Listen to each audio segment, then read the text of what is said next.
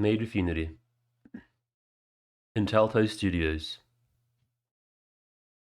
The story, all names, characters, and incidents portrayed in this production are fictitious, and no identification of actual persons living or man. This game was created as a part of Vampire the Masquerade Game Jam. Events portrayed in this game are not canon with the World of Darkness universe. You can see? Okay, perfect. Thank you, man. Vampire the Masquerade. Heartless Lullaby. Man, right off the bat, this is why I love this so much. The font, the colors. Yeah, sorry. It's just that, I don't know why that was so loud. Okay, I think we're good now. Yeah, look, I already love this, man. Like, straight right off the bat, the colors, the font, Vampire the Masquerade. This is what I want my channel to look like. Like, this kind of theme, this aesthetic. You know what I mean? It's just, oh man, it's like, it's taking me back to my Bloodlines days. Back when I played Bloodlines for the first time. So we've got exit, credit, settings. I played around with some of the settings beforehand just to get it all perfect. This should be good, so it's not too loud. And I don't have to yell, or you guys aren't kind of getting blasted by one side. So we'll leave that as it is. So exit, credits, settings, cool, and then we can start. But right off the bat, man, see, I love this. The colors, the font, the whole theme this is how I want my channel to look like for the most part. In this direction, but a bit more cinematic. Anyways, let's get right into it, guys. You can see death? Okay. Heartless Club, 4:30 a.m. Oof. My jam. Okay. Let's just breathe in this scene real quick. Our character is Zach Riley, a young man in his late 20s, partying with his college buddy, Johnny. You stand in the queue that gives access to fairly new and trendy nightclub, the Heartless. Johnny is not feeling very well. He's hunched behind us, staggering slightly with a blank stare. Because the narrator so this is me, the narrator. Got continue. What's this? Okay, this is nothing yet. This is settings, okay. So it's Friday the 5th, 4:30 a.m. And I think this is who we are as the character currently, so that's Zach. Okay, continue. Zach, are you sure you want to keep the party going, stud? I should try to do voiceovers. Johnny, trying to focus his gaze and blinking effusively. Of course, you bastard. He stouts as he raises the half-empty beer bottle in his hand. This has to be our big night. We have to get in however we can. Before Johnny finishes his sentence, you hear a loud snort behind you. As you turn around, you notice how the bouncer starts to cross his arms and frown. Bouncer, get the hell out of here, fucking drunks, he shouts grimly. I should have mentioned this is non-family friendly, apparently. Press tab to highlight interactable elements. Okay, already got some vampire senses happening. What is happening, dude? Interact with this guy. Johnny's appearance is truly pitiful. The multiple stains on his shirt, wrinkled and unbuttoned, are a decadent reflection of all the excesses committed during the night. His breath smells of the worst absinthe, and although you've spent 1,000 raves together, you've never seen him like this. A sudden burst of lucidity brightens his face. Johnny, chill, man, he exclaims, waving open his free hand. I just need a few seconds to catch my breath. I'm not going to let that bitter bitch ruin this night for me. 2, he adds, before taking the last swig from the bottle. You focus on getting them to let us through. You look at Johnny for a couple of seconds. A few drops of beer run down his fingers, glinting off the wedding ring on his finger. You can't help but feel deeply sorry for him. Zach's in a voice. Johnny, if after everything you've had to drink, you're still thinking about her, one more drink isn't going to solve anything. But I owe you.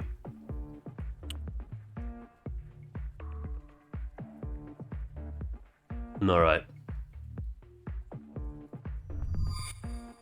got the paper here. Def, how are we doing? Zach's in a voice. There is no point in trying to get into another joint at this hour, and certainly not with Johnny in this state. We're leaving. When you turn around with the intention of leaving the queue, Johnny's face twists into a pitiful grimace. Johnny, no, man. It's our... burps sonorously. Our big night. Stumbling, Johnny tries to block you away. I'm not moving. Zach's in a voice. You idiot. If I leave him alone, he'll end up in the ICU. Zach, one drink. Johnny, one, and then we're leaving. Alright, thanks, Steph. You idiot. Alright, let's check out this bin before we go to the bouncer. A trash can overflowing with papers and pieces of cardboard of different colors. There's not much to see around here. Behind you hear a loud retching sound. It sounds like Johnny struggling not to let it all out. Resolve moderate. Maybe there is something valuable in the trash. Hey Johnny, if you want to puke. Honestly, I'm not much of a... Nah, if this was me, I wouldn't go for the trash. Hey Johnny, if you want to puke. Is he gonna come vomit inside?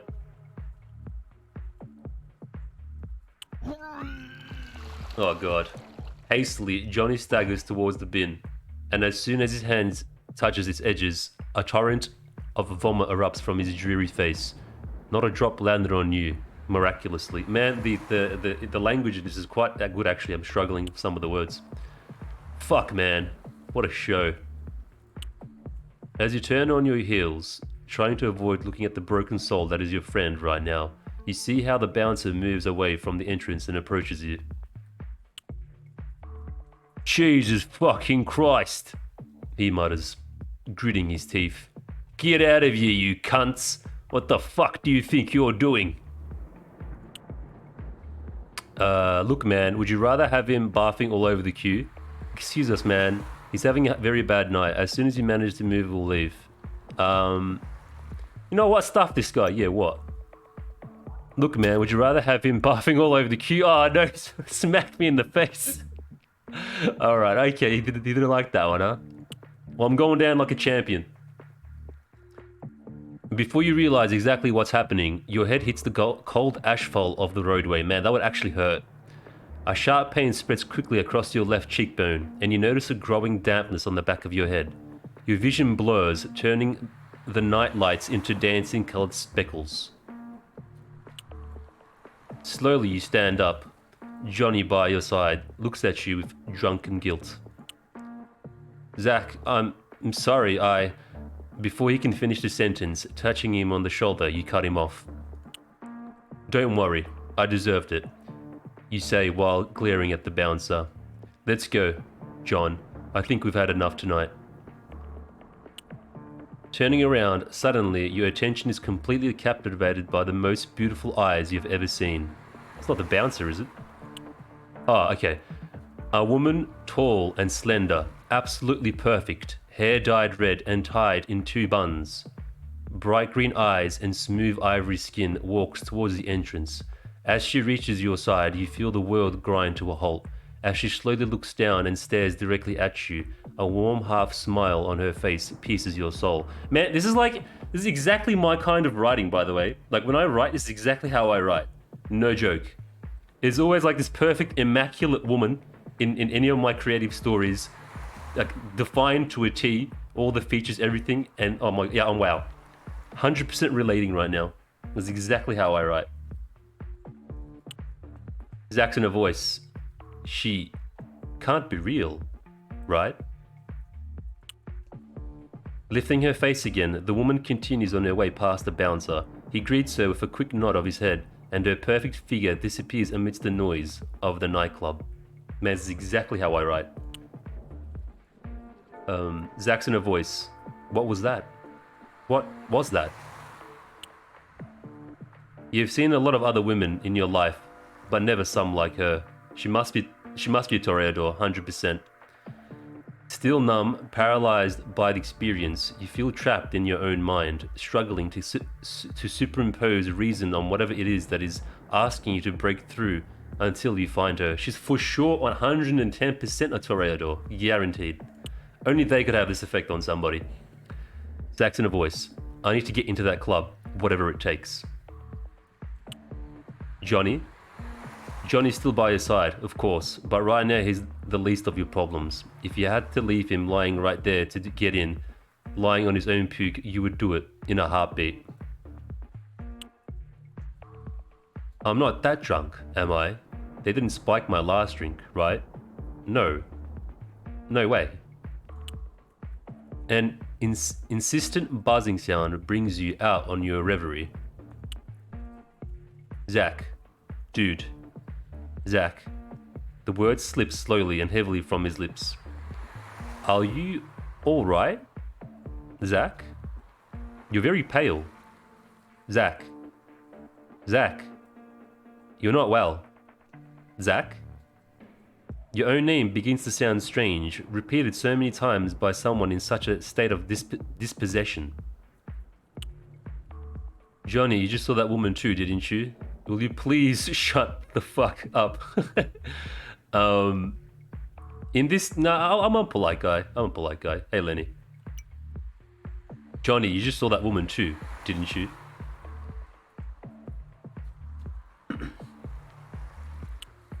Johnny's face twists into a grimace of confusion. Dude? By the time you realize that Johnny's voice sounds far away, you realize that you are walking toward the entrance of the club. You see the bouncer's arm go up and you close your eyes in anticipation. From the bouncer's walkie-talkie, a static wrapped message finds a way to you. Bzz, let them in. Let them bzz, through. Victor, bzz, it really is bzz, a special night. Lifting the walkie to his mouth. Of course, sir. Returning the device to the holster on his belt, Victor, the mountain of muscle that until now had blocked your entrance, points at you with his index finger. You can come in, your friend too. If you don't behave, there will be no warnings. Understood? Zach's in a voice. Miracles do happen at 4:35 in the morning. Yes, Johnny, come on. The last one's on me. Oh, we're about to be the feast of tonight's menu, aren't we?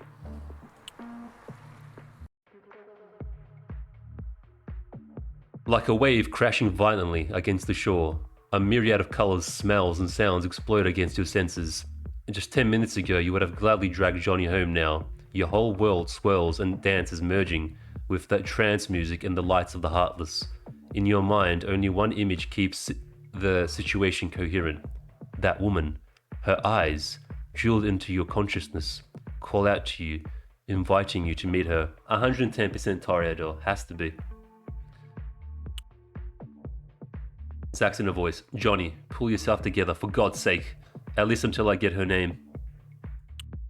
Johnny, behind you, seems to come to now that... Hold on. Johnny, behind you, seems to come to now that he sees himself inside the club. Man, either this English is next level or I can't read anymore.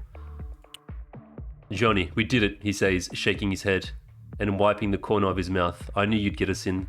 Zach, that's why I like you. He pauses for a second and swallows what was probably a gag.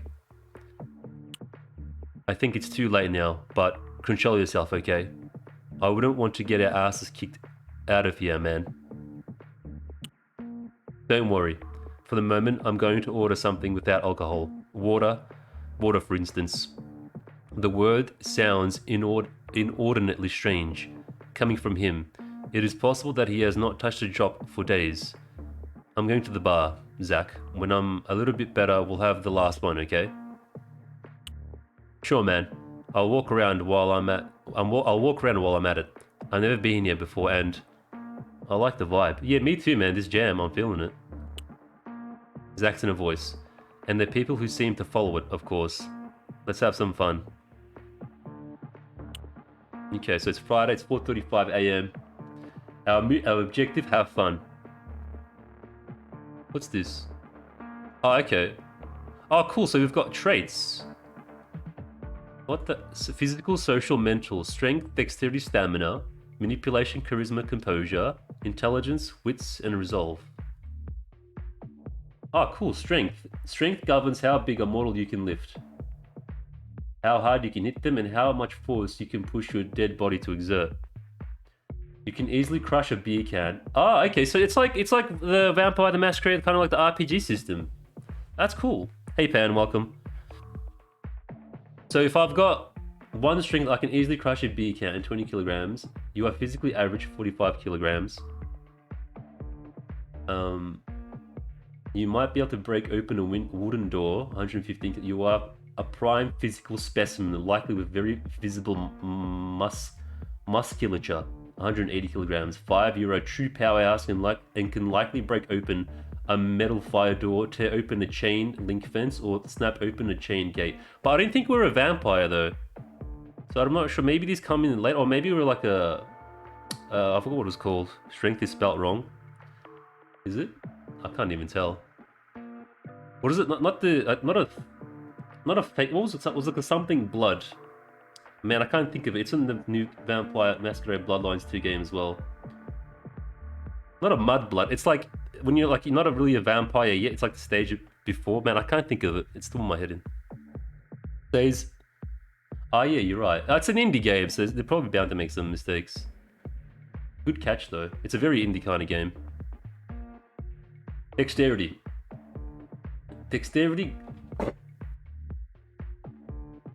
Excuse me. Dexterity governs your agility and grace. How swiftly you dodge that stake to your heart. See what I mean? Like, some doesn't make sense. I feel like it's a bit maybe not quite. Anyways, and how much fine motor control you possess when you against the clock. You can run, but balance and dodging are a challenge. Your sprint is solid, and sometimes you appear graceful. Your agility is impressive, and your condition is as good as any trained amateur. You could excel at acrobatics and move in a way few humans can. Your movements are liquid and hypnotic, almost superhuman. Okay.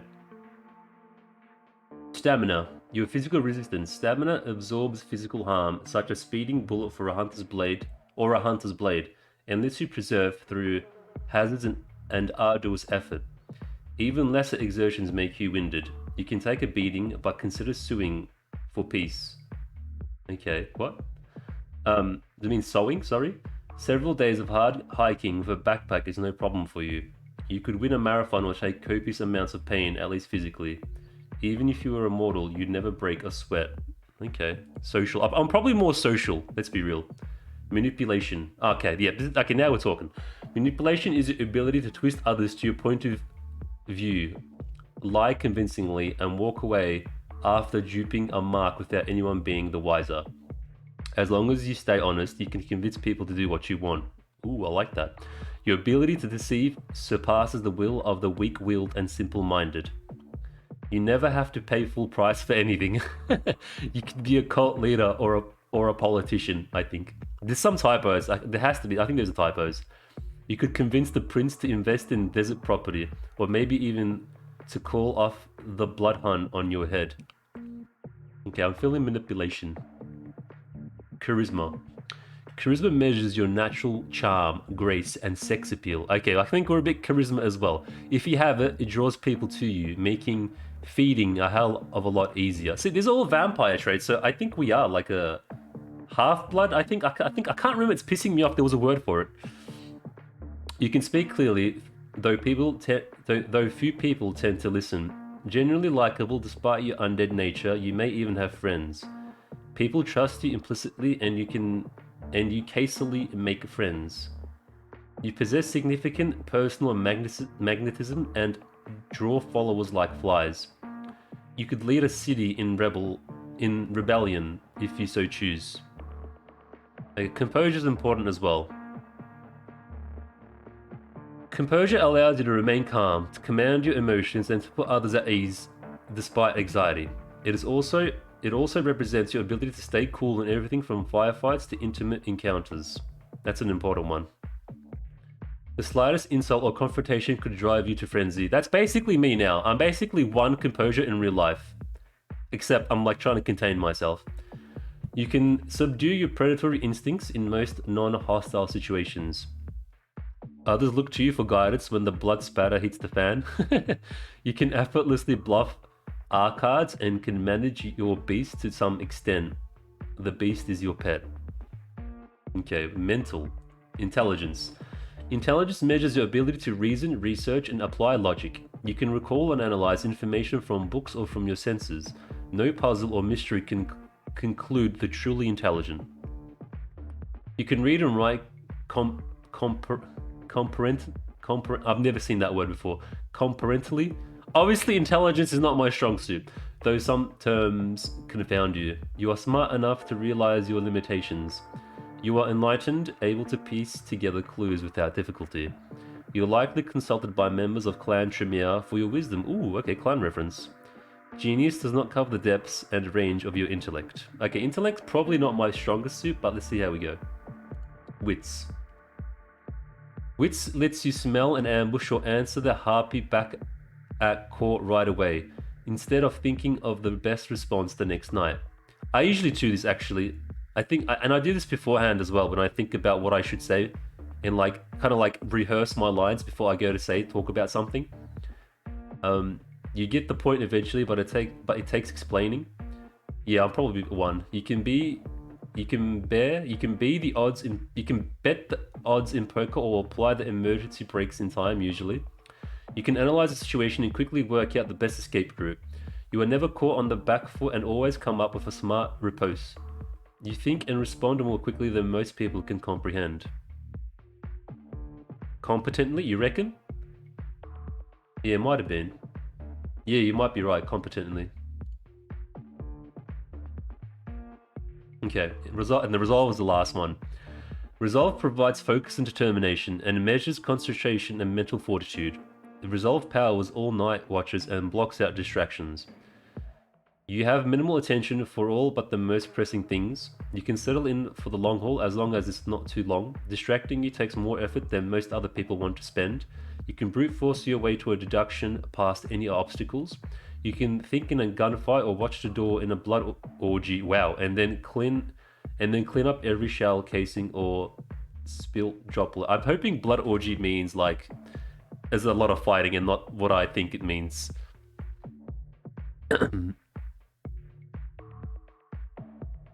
Of course, man, I'm gonna read all of this. But I'm still confused though. Are we a vampire? Do we become a vampire? Are we a mudblood, half-blood? I can't think of the word. It's gonna piss me off, but I don't want to go and Google it. That's cool though. I'm digging it. This is totally up my alley right now. I'm loving this. I think we get these as we go, maybe based on what we do. Okay, so we can move around. That's the stats. Okay. All right, cool. So we're gonna have fun apparently, guys. First objective. Oof, my jam, dude. Talk to this guy over here right off the bat. I might have to put the music down just a little bit. Alright.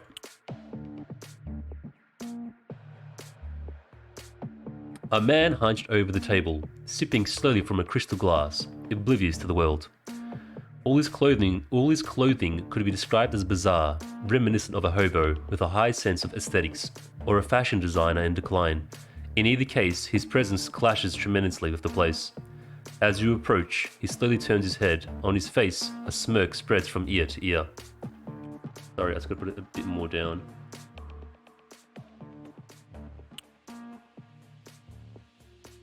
No. No, it's not damp here.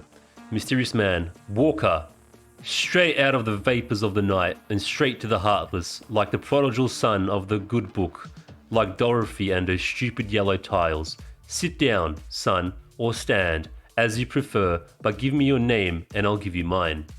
Mysterious man. It's Zach. Zach Riley. Have we met before? Now we have, Zach Riley. Now we have. All beginnings are awkward, but where we're going, the only thing that matters are the endings. They call me Lewis. Lewis Byron. Brian? Totally butchered his name. Nice to meet you, Lewis. Are you a regular here? Regular. Of course, in every place I am regular, even if I have never been there. But this place, I know it. Oh yes, I know it well. Even if it doesn't know me. I haven't introduced myself, you know, to the owners. No, to the Heartless. Owners come and go. Their ridiculous wars bury centuries of history under mountains of casualties. And when all the dust has settled, the only thing that remains is the place. This Heartless place. Are you saying that the regency of the club changes hands a lot, or am I missing the point? Taking a slow swig from his glass, looking at you straight in the eye. Oh, yes, constantly. Leaving the empty glass on the bar, he gazes at the bottom of the vessel. Something tells me we'll soon see a new change, Zach Riley. I understand. I'm going to take a walk, okay? Sure. See you around, Walker. Don't get lost in the night. What a vibe, man. What happens if I talk to him again? I think I should leave him be. Okay. Clubdo. What's this? Ooh. A crumbled piece of paper on the floor seems to have found its place among all the filth and trash decorating the dance floor. Does it have something written on it? Let's see. Unfolding it, you realize that it is an attempt at a poem, handwritten and crudely written. The author clearly doesn't know how to rhyme, although his intentions and feelings are clear from the first line. I'm wondering if those stats decrease and increase based on the choices I make in the game. I got a feeling. It's embarrassing. Who the hell nowadays is so intense? You got a crumbled paper. Okay.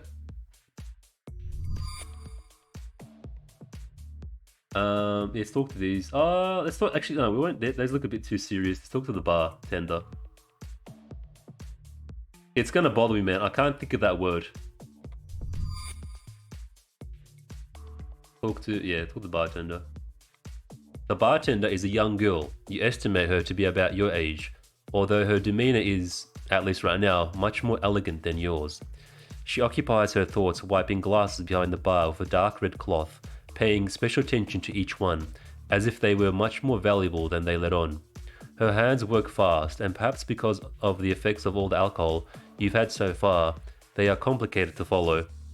As you instinctively lean on the bar, her icy blue gaze pins you to the spot. Ooh. Oh wow, yeah, she's pretty striking. What will it be? Her voice is as cold as her eyes, and yet she invites you to have one more drink, a strong one. Before you can respond, blurt out that Jaeger bomb that you're sure you'd instantly regret. Johnny comes to the rescue. Give me a few minutes. Zach, don't start without me. Oh, it's Johnny. Sure, man. Chill. I'm going for a walk, and we'll take that last one, okay?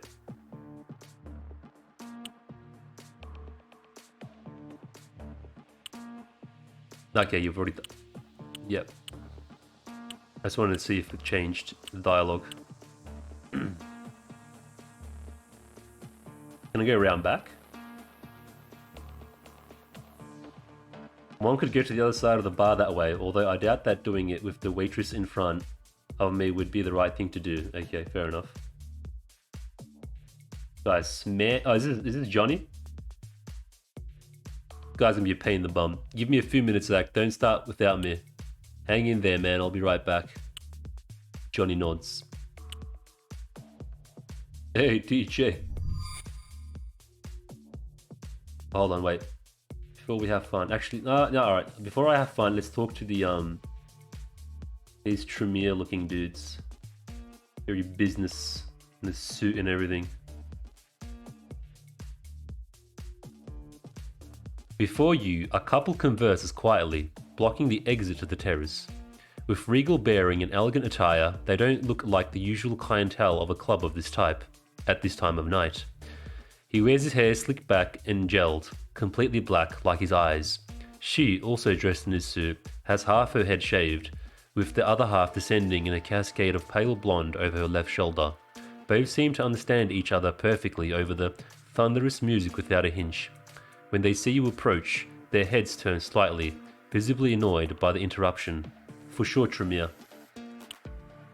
Man in suit. What do you want, kiddo? The words slither slowly and venomously, sending a shiver up and down your spine. Excuse me, I just wanted to go out to the terrace for a moment. Do you treat everyone with the same contempt, or just people who don't wear Armani, buddy? Yeah, I'd be polite. Excuse me, I just wanted to go out to the terrace for a moment. Woman in suit. Don't be like that, she says, tapping her knuckles on her partner's shoulder. Bad luck, cutie. The terrace is occupied. Evaluating you from head to toe, she seems to enjoy the embarrassment you are feeling right now. Never has a compliment sounded so insulting to you. Tisk, get lost. The fuck?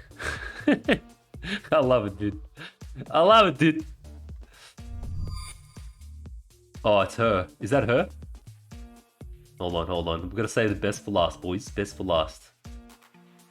I think that's the... Can I go to speak to the DJ? Hey DJ, can you play The DJ is very into the music, much more than the rhythm would invite you to think. If you look for a couple of seconds, you are immediately able to realize that in his head he's following a melody of his own, moving for cadence contrary to that of the piped music. He seems to have dressed in clothes from two different closets, that of an 80s punk and that of a nouveau riche. I don't know what that is. Daddy's boy looking to sell a pyramid scheme. Strangely, it's not a look that looks bad on him. He's not even wearing his headphones, so if you yell at him, you understand that he will hear you. Dude, what kind of crap are you playing? Charisma plus wits, moderate. DJ, do you know the one that goes... Dun dun dun. Oh god. Keep the party going, man. Keep the party going. No, I'm liking the music. This is dumb. We'll do the 3. Keep the party going, man. Rock home, baby. My man. Talk to this bouncer. VIP. A gigantic bouncer, dressed in a cheap suit almost bursting at the seams, stands in front of you, blocking your way to the VIP area. With a guttural growl. Accreditation? No, sorry. Snorting heavily. Get lost. Okay. I mean, I expected that. I didn't expect anything less. Alright, let's go to the dance floor and then we'll talk to this obvious toreador. What's that go up or down? I wonder if it tells you. Like if a little XP thing comes up. Alright boys, let's have fun.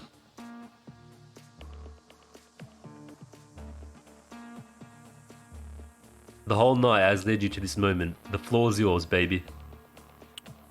Hey Johnny, come on, let's sweat out all that booze you've been drinking. I don't think I'm drunk enough to start dancing alone, or worse, with Johnny. I think I'd go that one. Of course! I hate dancing in real life, but I'm a little bit daring as well. For astonishing agility for someone in his current state, Johnny dashes to the dance floor and you both begin to sway to the decadent beat of the music. We're a show, that's for sure, but I don't give a shit. This is great. For the first time the entire night, you feel liberated. That's it, man. Just don't care, dude. Who cares what people think? Is there anything else? Alright. Talk to the one, the only.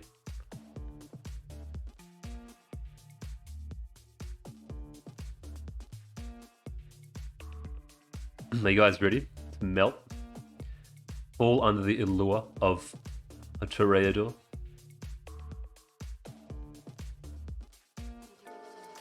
Sitting all by herself at one of the tables reserved for customers is the woman who made you forget the rest of the world when you were waiting in line at the entrance. With an elegant glass of wine in her hand, she sips absent-mindedly while glancing at her cell phone from time to time, waiting, no doubt, for someone. You find it impossible to take your eyes off her for more than 10 seconds, and no matter what you do, you always end up looking back at her. You feel like a teenager again, stealing glances at the girl of your dreams. Her hair, red as fire, gathered in two perfect buns on either sides of her head, dazzles the room like an ancient lighthouse in the middle of the neon storm and trance music. Her gestures elegant and distracted, subtle and rhythmic. When she finally raises her head and your eyes meet, the emerald immensity of her gaze traps you in a world of your own, one in which only she and you exist. Man, I love this, dude. This is so... Oh my god, this is 110% my writing. Zach's in a voice. Talk to her, you moron. Don't just stand there staring at her. A shy, stylish smile begins to form on the woman's face. She knows, man. Come, sit down. If you keep looking at me like that from a distance, you're going to make me feel uncomfortable. Her voice travels through the air like a bullet, straight to your chest. You notice how your heart starts pounding in your chest with eagerness, almost as if it wants to escape. And before you know it, your legs are already on their way and you find yourself sitting in front of her, still struggling to discern if it is a mirage or not. Talk to her, coward. Sorry, I saw you at the entrance and charisma plus composure, hard. Making you feel uncomfortable is the last thing I would want to make you feel tonight. Nah, that one's a bit... Forgive me, it was not my intention to bother you. You don't bother, stranger, not yet. But you're going to have to say your name as an apology. I like the way she flows. Riley. Zach Riley. The woman seems to be paling your name, slowly, syllable by syllable, without articulating a sound. That's a pretty name, Zach Riley. Mine is Diane. Take care of it. I don't have another one. I will. Are you alone, Diane? Here I am alone with you, right? She says sarcastically while winking at you. Yeah, I mean, are you expecting someone? You mean as your friend waits for you, staggering at the bar? Your friend, if you hadn't just been reminded, you would have completely forgotten that Johnny is still at the bar, battling an alcoholic coma and heartbreak. Johnny, he's having a bad night, one to forget. And you were helping him, I understand. I'm doing what I can. Taking a small sip from her glass, Diane looks at you in the eye for several seconds. Oh man, I'm already melting, dude. You can do so much more for him by taking him home, Zach Riley. More alcohol won't fill the void in his heart. Smiling gently, relax, just take care of him, and I'll see you later, okay? Sure, see you around, Diane. I've had enough fun by my own, I should get back to Johnny. Dude, how are you still able to walk? Is a better question. After that interaction. Can I go through here? No. Let me try this. What's this? I can think. A sort of mat or black cloth hanging between the two doors displays a strange symbol painted in red in a careless manner. It's quite out of tune with the rest of the decoration, and I don't know what the hell it is either. The logo of some band around here, maybe? I don't know, I've never seen that. It's like the Vampire the Masquerade one, but slightly modified. On the other side of you hear a lot of movement. Suddenly, a muffled scream startles you. Fuck!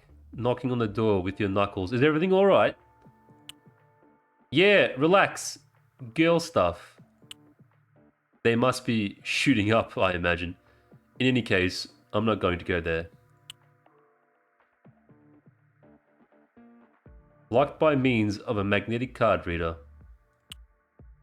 Such exclusive security measures, it looks like we won't be able to go out on the terrace anytime soon. Man, I should have put in the thing that it's non-family friendly on this one. I totally forgot the fact that this could be a bit MA 15 plus. Just in case, you know. Have the last one. All right, let's go to Johnny. Bloody Johnny, man. Buzzkill right now. Staring over the bar, Johnny seems to have slightly regained control. But that should change slightly before long. After all, we promised to have one last one, didn't we? Johnny, you're looking good, man. Ready for the last one? Of course. Here we go. Bartender, 2 here. Your name is Diane. Ooh, your surname, you burned the night Gabriel embraced you into the Toreador clan. I called it! I called it 1,000 years ago, man. Easy peasy Japanesey, man. I'm just too good. Your name is Diane.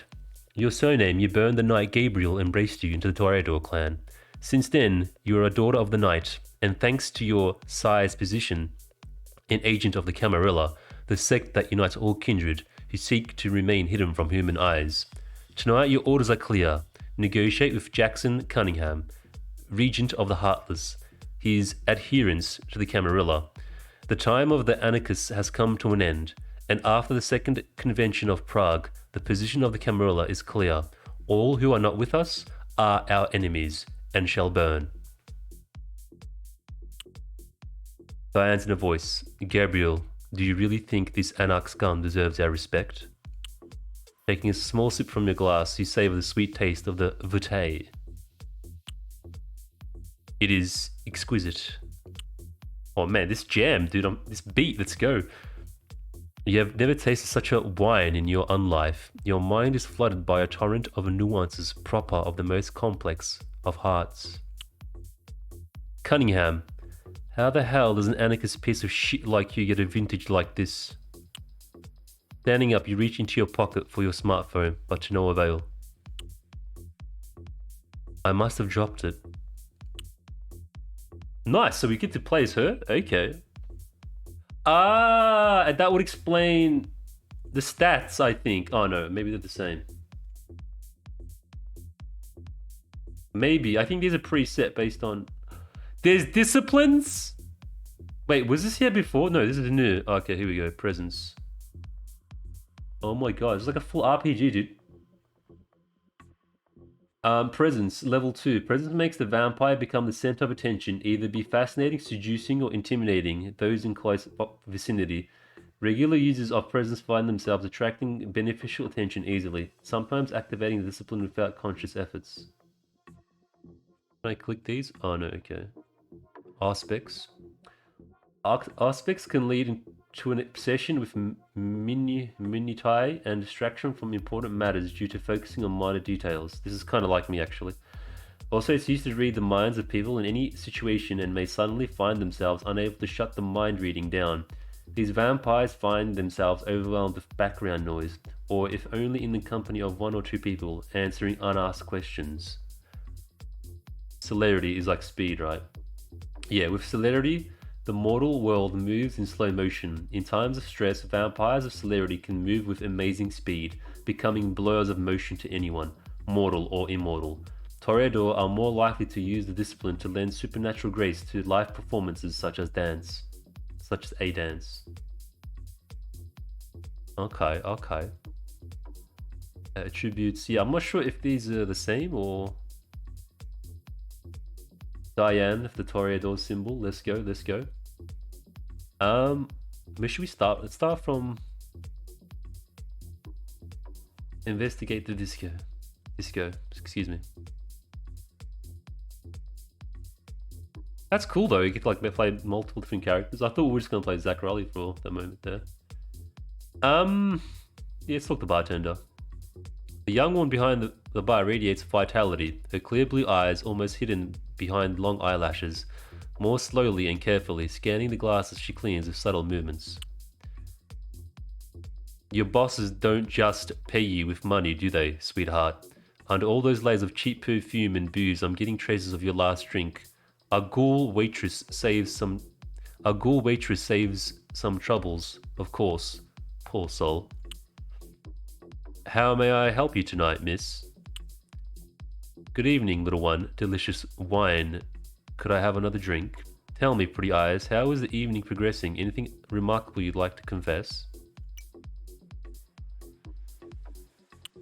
A sudden flush in her cheeks colors her pale complexion as she hears your compliment. Your influence over the kind continues to surprise you night after night. I I only serve drinks to customers, miss. I don't see, I don't hear, and I don't ask questions. Come on, a whole night behind the bar. Words are sure to find their way into your ears, and effortlessly, I dare say, those who frequent these places rely on the drink to whisper the darkest truths to the most innocent ears. This is so beautiful. I might I might get in trouble, miss. Presence or straightforward. No one needs to know. Tell me what ails you tonight. Causing you trouble is the last of my worries, girl. Speak up. We'll try presence. What happened?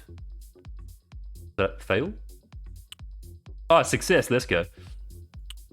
As your eyes glow slightly pink, you feel the barmaid's knees weaken at your words, charged with the innate power of the clan of the Rose. Let's go. This is my clan, by the way. Tonight some new clients came in. Strangers, I've never seen them before. They didn't use the door. Suddenly they were inside. Someone must have snuck them in, and they scare me, miss. Describe them to me. They are a man and a woman. They are dressed in suits, black. They are like you, miss. There's no one like me, girl. Remember that. Thanks for everything. It must be those two Tremere looking dudes. Alright, let's talk to... We'll talk... Actually, let's try to walk behind and see what happens. Memories flood into your mind like a brutal stampede. Once upon a time, you yourself used to make a living behind a bar. One like this one, another club, another city. But in the end, all the same. It's all in the past now, Diane.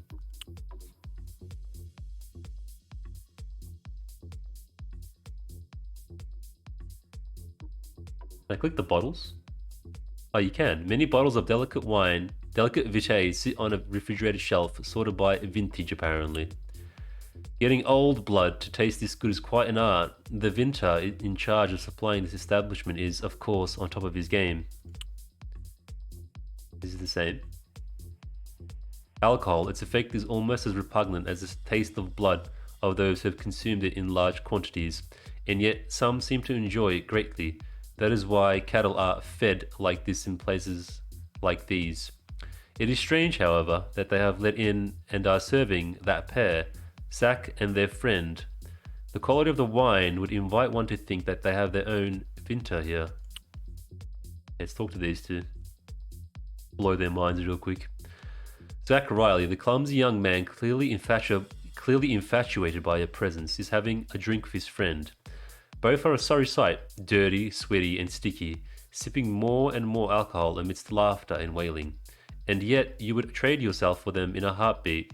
You would leave behind everything you are to spend one last night as a mortal woman again. Come on, we don't have time to waste with Kine. Wow, just straight up ignored, okay. The rhythm of the music, you see several people dancing wildly. A distant feeling of nostalgia grips your heart. How long has it been since the last night I was able to have fun with no strings attached, without thinking about what would happen next? When Gabriel brought me into this world, I thought immortality would be perfect. Excuse to be forever happy, yet nothing could be further from the truth. One of the realities of becoming undeath, I suppose.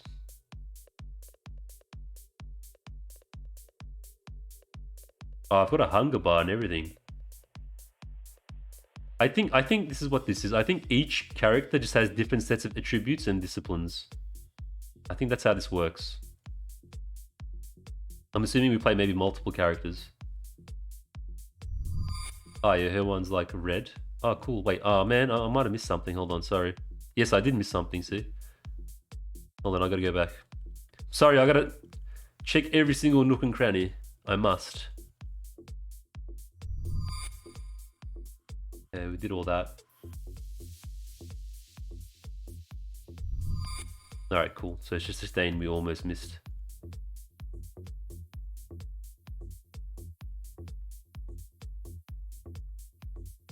Auspex, heightened senses, a faint, almost imperceptible trail of blood. Something or someone has been dragging along the floor while bleeding. The trace comes from inside the cloakroom, but someone has gone to great lengths to try to erase it. Can we go through? Oh, we can. Okay, hold on. Before we do, let's check out the rest of this area.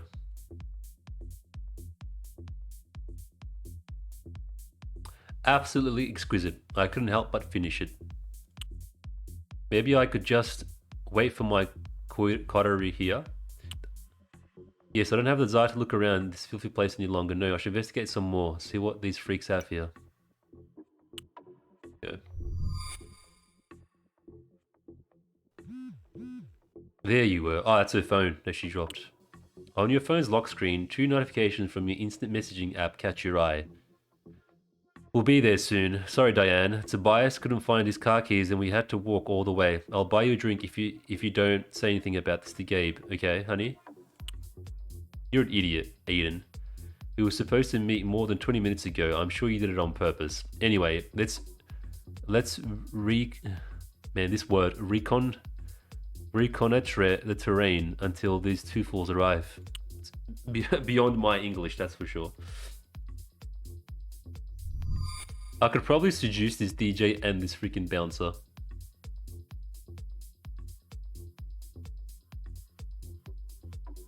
A DJ dances to a rhythm of his own, ignoring the music he himself is spinning. When he sees you approaching, he takes off his headphones and, with a broad smile on his face, greets you with joy.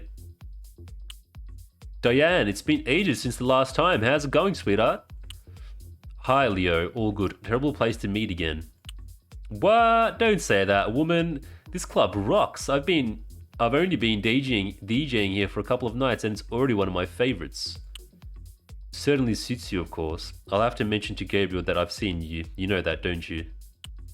But Diane... No buts, you idiot. We are at war. Since the last fiasco in Prague, the message is clear. Either you are with us, or you are an enemy. And I don't care what you say, unbound or not. In the eyes of the sect, you are an enemy. You know we wouldn't hurt a fly, Diane. We just want to play our music, bring the madness to the dance floors. Whatever you say, Leo. You cannot argue with those damn Malkavians. Is he Malkavian? See you, Diane. Enjoy the evening. I love it. Hey, this beat though, man. A mountain of man stands between you and the entrance to the VIP zone. Although he doesn't look like it at first glance, he's armed. Good evening, miss. I am deeply sorry, but Mr. Cunningham has just informed me that all the arrangements for your meeting are not yet ready. I would ask you wait a little longer, please. It seems that everyone is late for their commitments today. It was predictable. This is what we get for dealing with anarchists. Scum.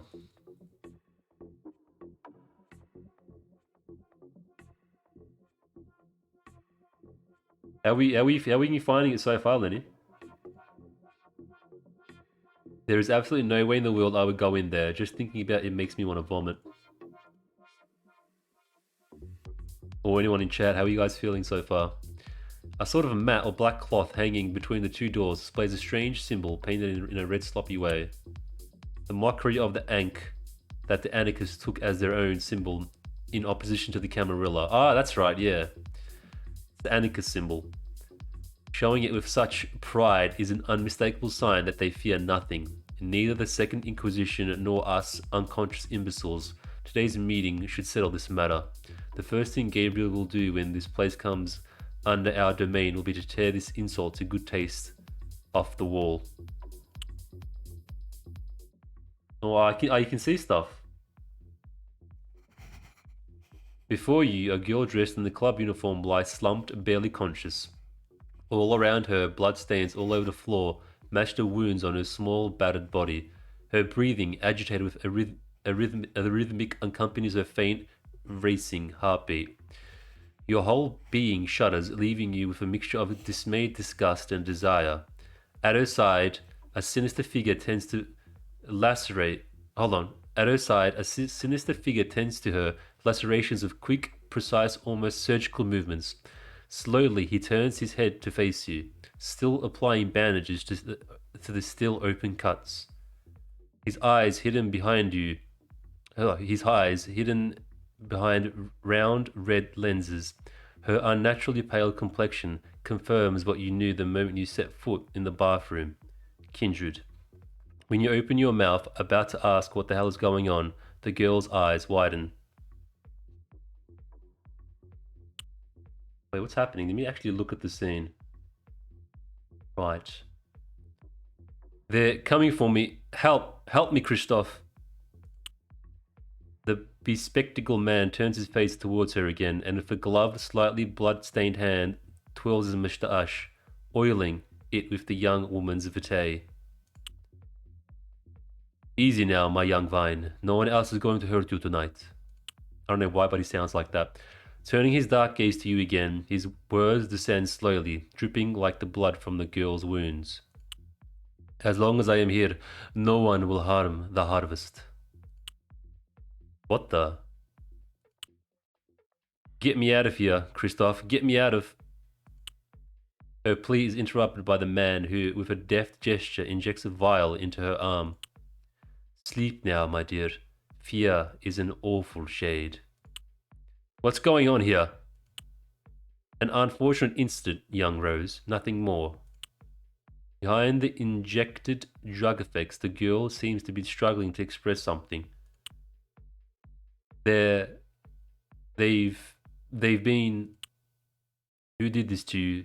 Have you attacked your own ghouls, you monster? Shh, enough, monsieur. Our guest wouldn't dare lay a hand on you.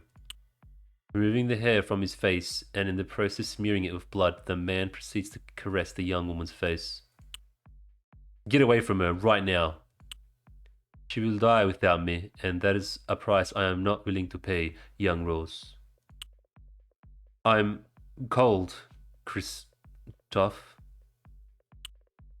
Take another vial. A very small red one. Taking another vial, a very small red one, Christoph uncorks it and holds it up to the girl's mouth, murmuring something. Drink, my sweet vine. The storm has been hard on you, but I am here.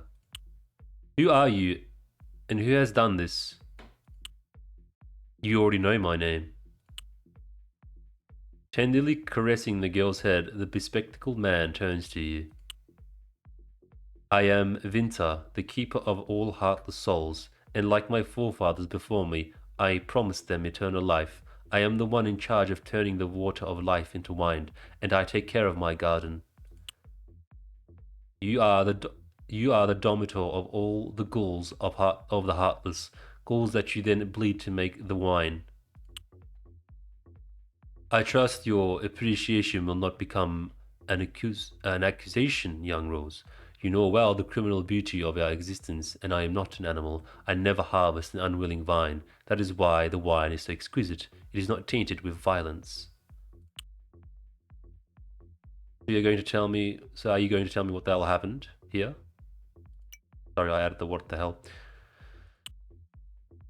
A very unfortunate incident with extremely unpleasant clients. You're lying. I assure you, I do not, ma petit chauffeur, ma petit fleur. And are your clients always like this?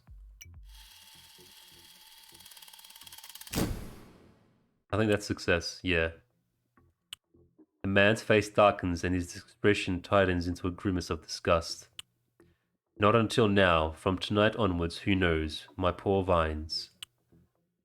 Tonight there should be only one change in this shithole. The new regency of the Camarilla, and this kind of things would never be done by an agent sent by the prince. Someone else is making a move for the Heartless. If you have finished judging us, I recommend that you go back to the bar and wait for the rest of your party.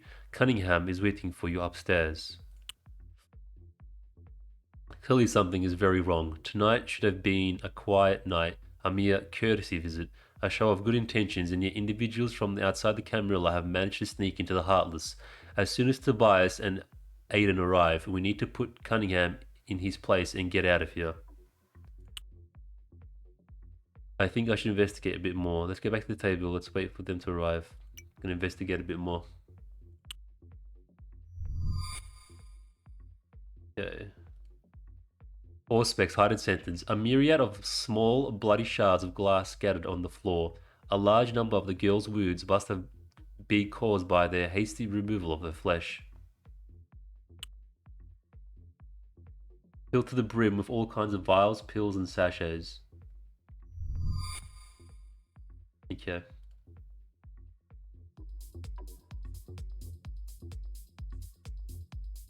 Locked by a magnetic card reader, I pity. Alright, so we've done everywhere. We just haven't done the suits.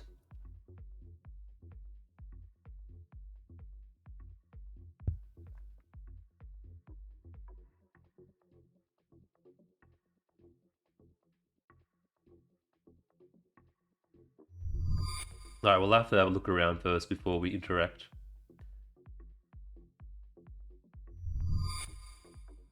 Oh my god, okay, that's the other side.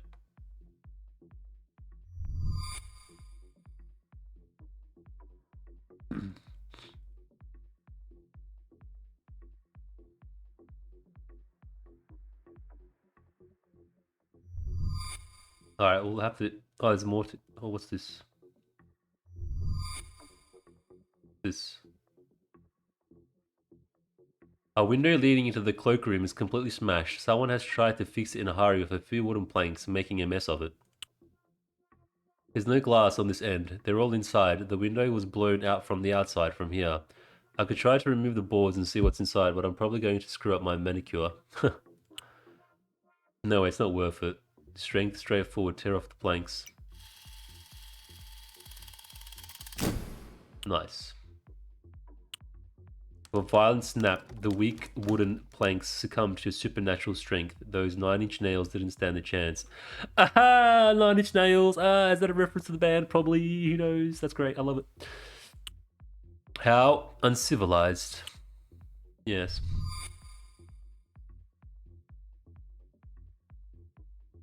Hammer, nails, pliers, ordinary tools. With these, they must have boarded up her window. The window, yeah. Can I don't want to show exit. What's this? It's locked. It can only be opened from the inside. Okay, good.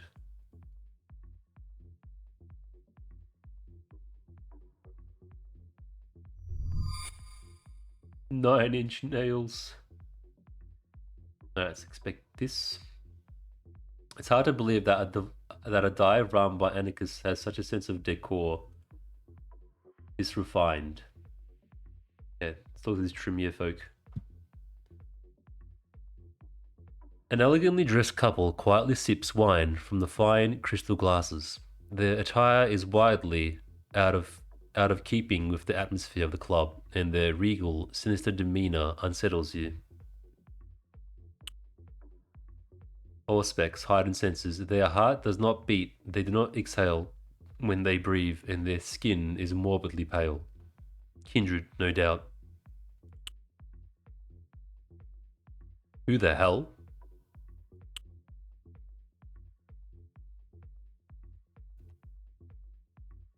When the couple notices you, they turn to you with marked arrogance, begin to size you up from head to toe, their brazenness so obvious it hurts. He nods while grinning an unpleasant smile. She tilts her head rhythmically from side to side, tapping on her lip with a finger. Can you guys hear me, by the way? I've had to mute for coughs. Hope it didn't stuff it up. Well, well, look what the night has dragged in.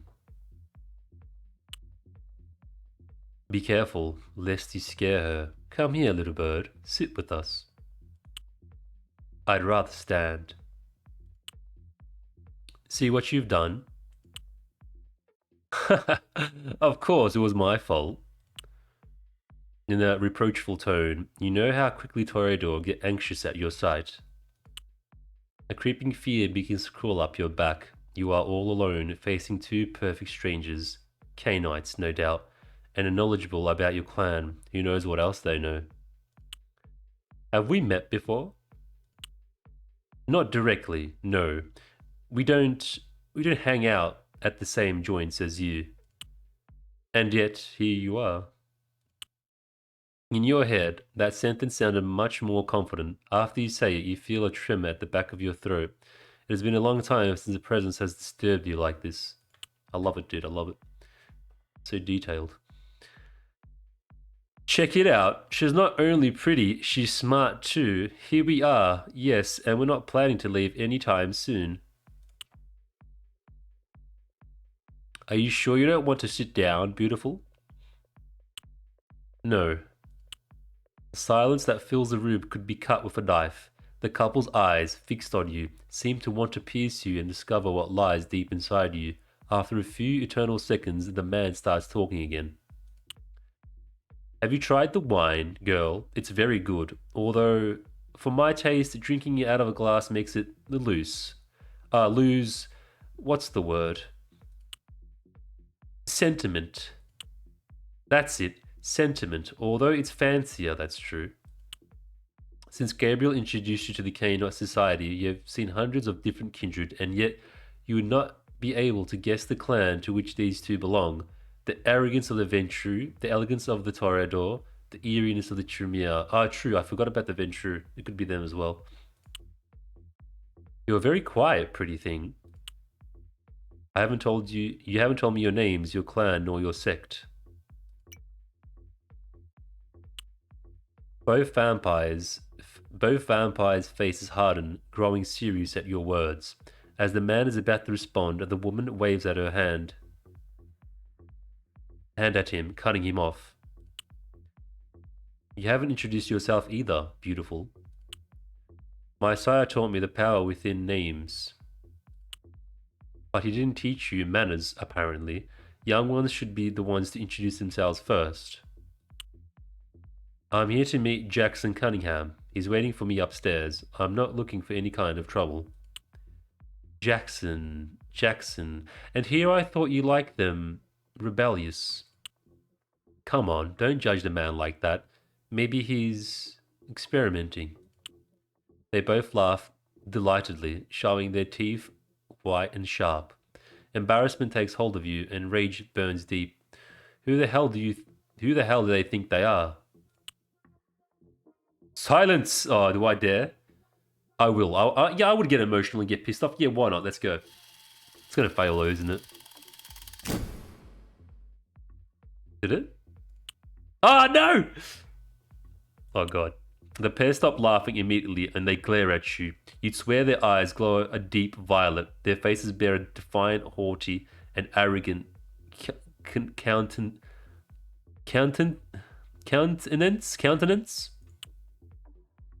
Easy, child. We will be quiet. Give our regards to Jackson. As they turn around, intending to leave, you feel their gaze at your back, making you feel like a zebra stalked by lions. Oh God, I've just made such enemies. Yeah, talk to them again. These pretentious bastards, something is wrong.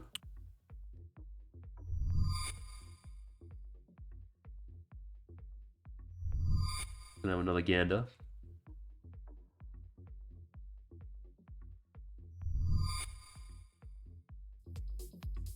Alright, I think we've done everywhere, so let's just take a seat. Is it over here?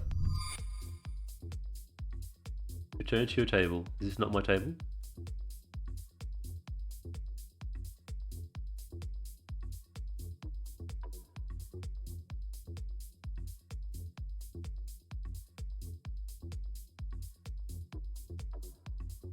Am I blind? Is it not in? Oh, maybe it's the wine. Ah, the wine, yeah. I think we clicked the wine. Maybe I could just wait for my coterie here. Yep, okay. Guess I don't have the desire to look around this filthy place any longer.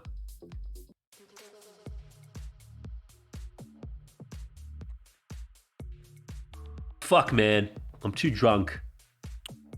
You notice that's been a while since Johnny said he was going to the toilet. You couldn't have fallen asleep there, could you?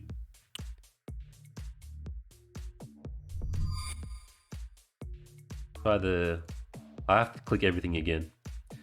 You don't know if it's due to the effects of the alcohol, or the hours, or how long you've been watching the young waitress pour you drink after drink, but you'd say she's getting prettier by the minute. Another one, Zach Riley. A terrible combination of your full name enunciated with such an icy tone makes your goofy face come off in one fell swoop. No. Sorry. Have we been introduced?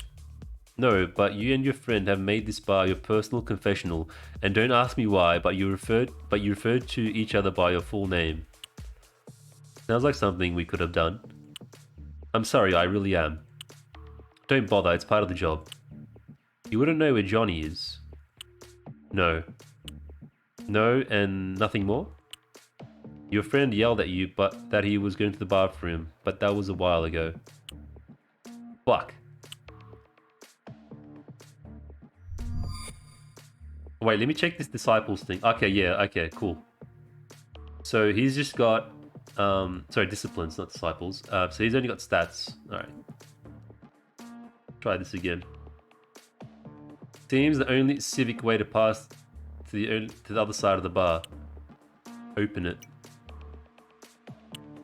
What do you think you are doing? Restricted area. Oh yeah, sure. What the hell was I thinking? It's me, man. Don't even. It's just me. I have to check it. I can't help myself.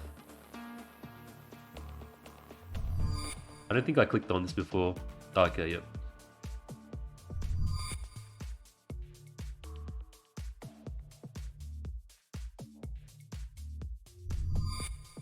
Anne, are you still here? Can we go in here? Oh, we can. Would we always have gone here? I wonder. Let's just check it anyways. Locked, can it be? Yep, okay, cool. Hammer, nail, screwdrivers, ordinary tools. Okay, nothing exciting. The window is broken. The cloakroom attendant can be seen inside. Okay.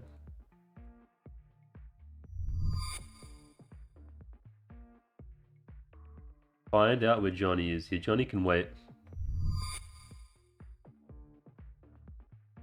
This place has a very cool style.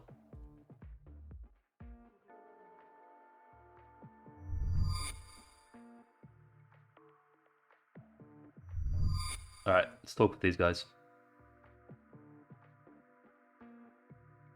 Probably get shut down immediately.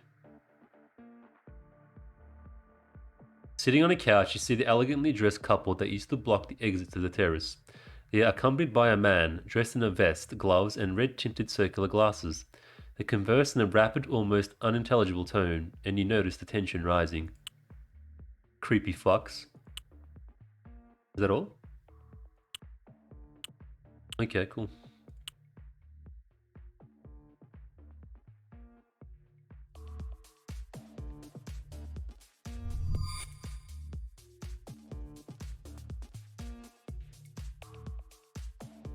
Your gaze slowly sweeps over the table where Diane was a while ago. Since you joined Johnny to take that last one, you haven't seen her again.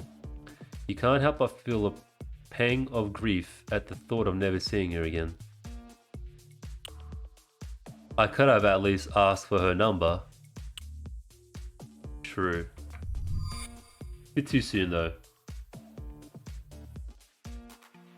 Try the DJ again.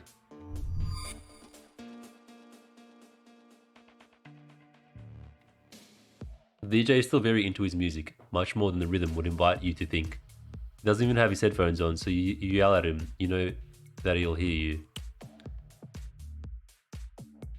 DJ, can you hear me? That would explain the Malkavian. He's probably not even listening to the music because he's insane. I love it. The sudden shout startles you slightly, but the DJ smirk reassures you. You didn't understand the reference, but at least the DJ's attention is now yours. Hey, have you seen my buddy, the guy I came in with? We were drinking at the bar. He went to take a piss and I haven't seen him in a while. Sure, dude. He went up accompanied to the VIP zone. He looked out of his mind. Fuck, what the hell is Johnny doing there? No idea. It's VIP. Alright, so before I go to VIP, let's check out these areas one more time. Oh, is the oh okay, cool.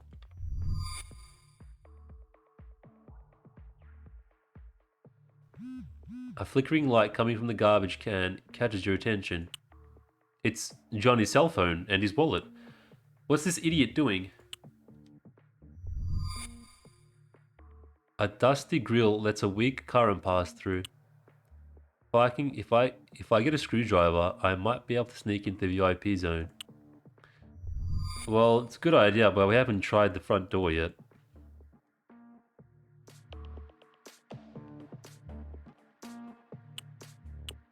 It's quite out of place with the rest of the crew, and I don't know what the hell it is either. The logo of some band around here, maybe? Okay, yeah, we already did that.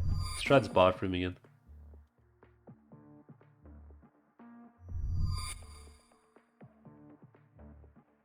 On the floor, a pool of blood that looks fresh captures your attention. In the center of it, something shines with golden sparkles. Someone must have dropped it during a fight. Okay.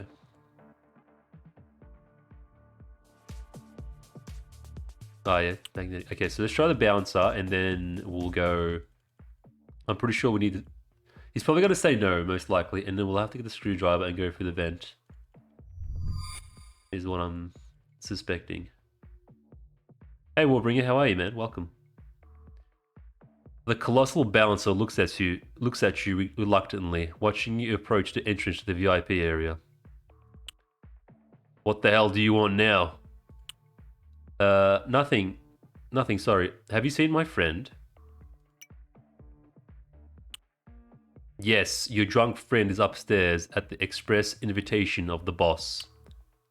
And couldn't you let me through, man? My buddy's really fucked up. I gotta take him home.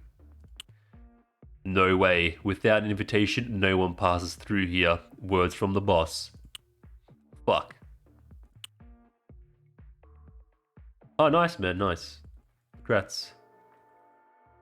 Sorry, I'm playing this really kind of text-based story game. So if I don't I'm just ultra focused on it right now. Loving it. I'm loving it though so far. It's a kind of like an interactive novel. A lot of reading. That might not be your cup of tea. Okay, so it should be in here. Hammers, nails, screwdrivers, ordinary tools.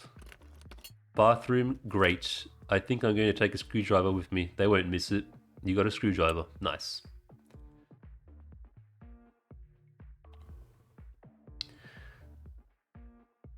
Oh, nice, man. Nice. Are you a fan of Far Cry in general?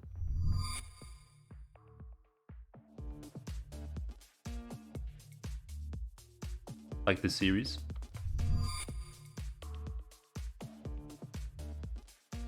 Alright, let me just have a quick drink. My voice is getting a bit dry. My throat, sorry.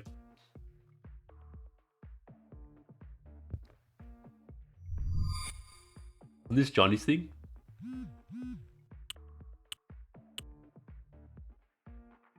The Duster Grill lets a weak current pass through. If I get a screwdriver, I might be able to sneak in the VIP zone. With the screwdriver tightly gripped, you stand in front of the grill. I shouldn't go in there. Who knows what might be on the other side? Well, that's why we're going there. Oh, oh, oh, oh.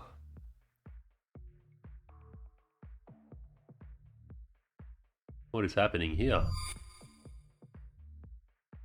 I guess where we came from. The shelf is cluttered with jars and pots of different sizes and colors. Inside, shapeless things float and writhe. This can't be real. And yet it is. Plants, roots, and stuffed animals occupy the shelves that are not filled with files of dubious contents. It looks like a fucking mad scientist lab. I need to get out of here as soon as possible. I need to find Johnny now.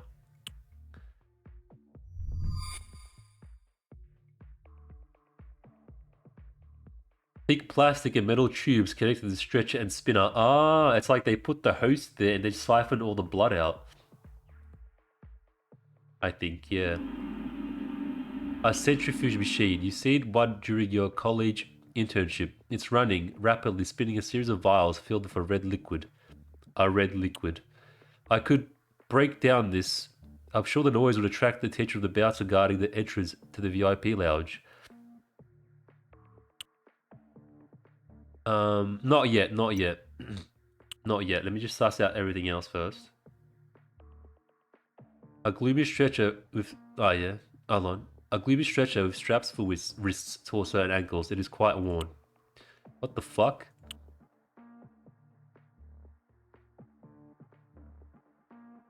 Multiple wooden boxes with strange delivery notes. Inside the open ones are multicolored pills, strange herbs, and elegantly decorated sachets. A pinboard filled with newspaper clippings, oddly colored paper, and photographs. Are those the employees of the club? The ominousness of the situation begins to make you more and more nervous. You just want to get out of here, run away, and leave this whole night behind, as if it were all the result of a bad dream. Among all the elements nailed to the board, a note isolated from the rest catches your attention.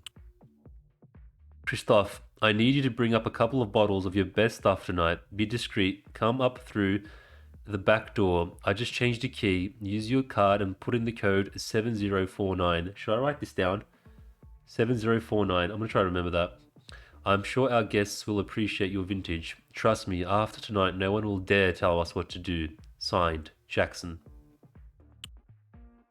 Leaving the note back on the board... you make sure to burn the code into your memory, just in case. Okay. I think that means the game remembered for us. Okay. Are you into games like this, Warbringer? I did that. Okay, I think what happens is we break this, the bouncer comes, and then we go behind him. Like a distraction device. Depends on the game. Yeah. Are you into vampires or werewolves or that kind of dark fantasy? I could break down, but I'm sure the noise will attract the attention of bouncer guarding. Yeah, that's exactly what we want. Centrifuge this. Strike the machine hard with the screwdriver you used to enter. An agonizing metallic sound floods the room as black smoke begins to emanate from the centrifuge. That should do it. In the distance, you hear the bouncer's voice uttering expletives. It's like, what the fuck? He'll be here in a matter of seconds. I have to get the hell out of here. That's exactly his voice, by the way. Alright, let's go.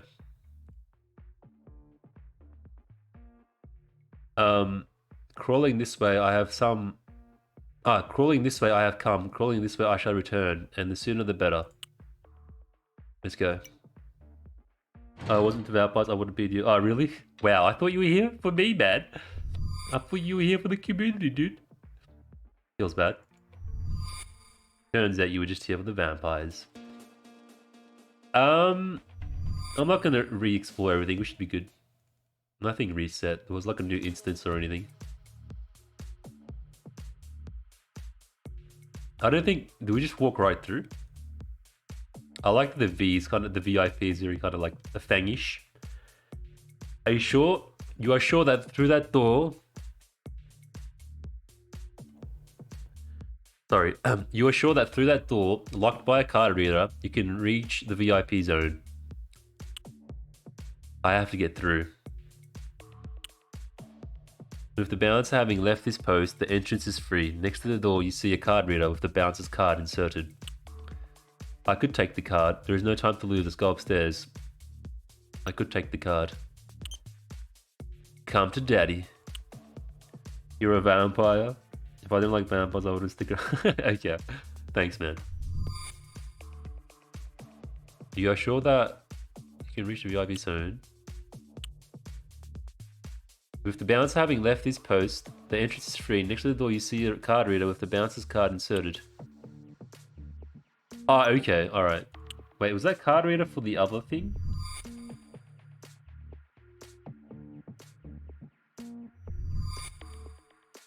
This is what happens when you have OCD. I'm like half Malkavian, half Toreador. Like, I want to go back and triple check to make sure I didn't miss anything. It's a sickness, man. Sickness of the mind.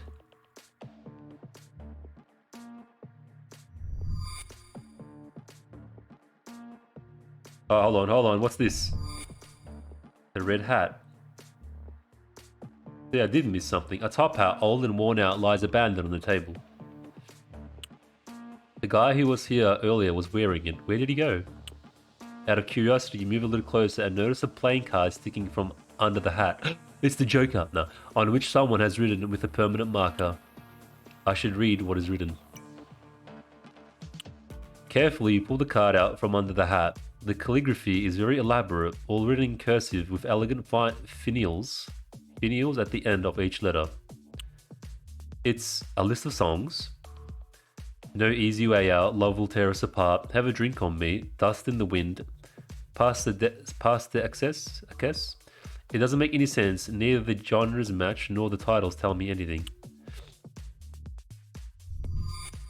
Okay, let's be a good lad and return the screwdriver. Imagine.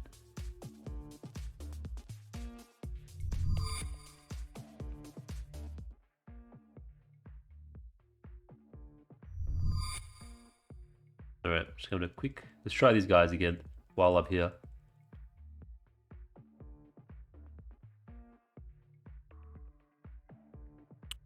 How come my mana? Creepy yeah, okay, it's the same.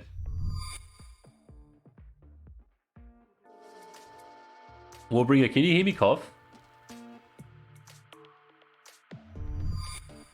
I hope my mute's working.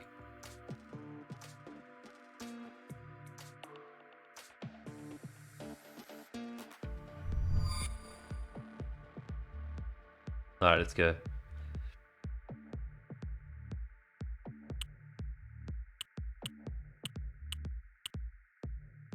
Yep, let's go. There's no time to lose, let's go upstairs. Okay, here we go.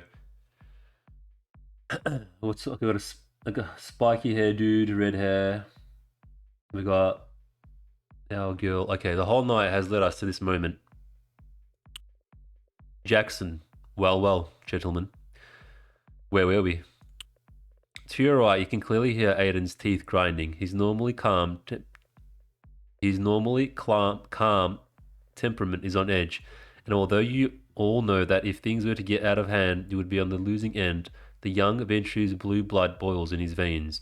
Before Tobias or even Aiden himself can open their mouths and inevitably screw up, you decide to make your move.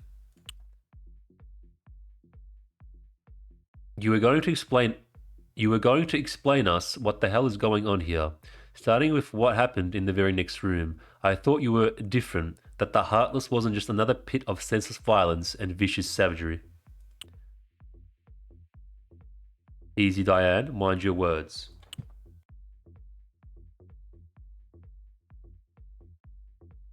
Before you, Jackson Cunningham, anarchist regent of the Heartless, makes himself comfortable in his armchair, enjoying each and every one of your words with a crooked smile on his ugly mouth. His appearance, very typical of the punks of the 80s, seems today almost a caricature, and yet he looks in his element.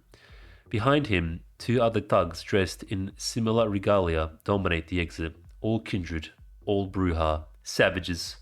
Bunch of animals, there's Bruja. No need to be so ungrateful, you little bitch. It was a gift. Can't you accept it with your characteristic grace and dignity? Rude. Tobias, raising a hand, points at Jackson with a threatening gesture. You don't know who you're talking to, rabble. Squinting. Oh. Tobias, you idiot. You think I haven't done my homework, choir boy? His voice slowly begins to gain volume. I know very well who you are. I know exactly who are your sires, who is your shadow, what you can and cannot do. But it seems to me that you are the ones who do not understand who I am. His eyes wide open, revealing the entirety of his iris. I'm Jackson fucking Cunningham. His voice slightly higher pitched than one would expect, is still capable of shaking the walls. His anger is genuine. If there was a Baron in this rotten shit town, it would be me, and that's why you're here today, fuckdolls, to negotiate, or are you not? Yes, to negotiate your adhesion to the Ivory Tower. I believe that negotiate is not the right word. Sure.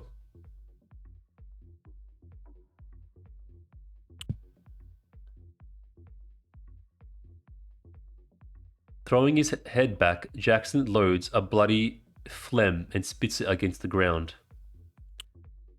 What? Damn you. A piercing cry of panic coming from the next room snatches the attention of the entire coterie. What the hell was that? Easy now, the three of you. We're dealing with important things here. Fucking important, I dare say. You know the conditions. Aye. The princeling sent me a letter. A fucking letter.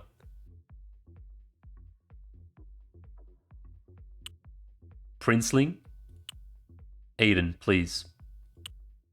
Have you seen the conditions, hot stuff? I have. Do they seem fair to you? You have no other choice. Careful now. Jackson, turning to his bodyguards, lets out a shrill, unpleasant laugh. I guess not, pussycat, and yet I refuse.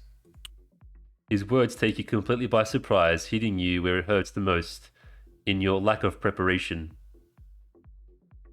Yeah, I know, man. The game, I didn't realize the game would have swearing, so I should have mentioned that this won't be a family-friendly one. But hey, it's in context within the game. What? I refuse. Simple as that. Neither I nor any kindred related to the Heartless will join the fucking Camarilla. I think this guy's got that 80s British punk vibe. Maybe I should try that. You don't understand anything that's happening. This was going to be a cordial visit. The deal was already closed. And now this. Before you come out of your reverie, Tobias begins to speak while adjusting his black leather gloves. Yeah, it's weird hearing me swear, isn't it? Tobias, are those going to be your last words, Bruja? Ain't you the cheeky one? Kind of sounds like that. No, no, no. Tobias, stop. Let Diane speak. No, no, no, no, no, no. That's fucking rich. The Ventru and the Tremere at the service of the delicate Toreador. Speak, child. There is still time to correct this, Cunningham. The prince will know about this, and you will not have enough men to win a war. Yeah, well, I'll give him a chance. I'll give him a chance. We can talk this out. Before anyone can say anything else, a second scream of pain from the next room catches the attention, followed immediately by a resounding thud against the wall. How old are you lambs? How old are you lambs supposed to be? You are young, very young, and yet look at you, knee-deep in cult shit, walls and whatnot, paraphernalia. You have no fucking idea what this world is like, and yet you claim it for yourselves. Oh, no, not for you, for your size, for your princes, for those who suck their... Hold on. Oh, no, not for you, for your size, for your princes, for those who suck their dicks at the expense of the more important title. And yet for what? So that you can strut around Elysium? The Heartless will never join your farce. Oh, man. You are making an irreparable mistake, Jackson. Then we have no more business here, Aiden. Tobias, we're leaving. I don't know, man. It's like, I want to continue. You're making an irreparable mistake, Jackson. Okay. Fight broke out anyways. 5 minutes before. In front of you, at last, is the door to the VIP room, where Johnny's supposed to have brought as a guest. Johnny's the dessert, what do you mean? Come on, we go in, we get this idiot, and we leave. The moment your hand touches the doorknob, a shiver runs through you from top to bottom, like a terrible electric shock that engraves in your mind. Something is wrong. Yeah, I know, Kanga, I know. It's the game, man. I didn't know it was going to be not family friendly. It's in context, though, I promise. I should have just left a message somewhere. In the title. I forgot. It didn't occur to me at all. Johnny. Turning the knob and pushing hard, the door finally gives way before you, and the sights inside greet you with solemn cruelty. Johnny? No. J- Johnny? Is that you? No, no, no.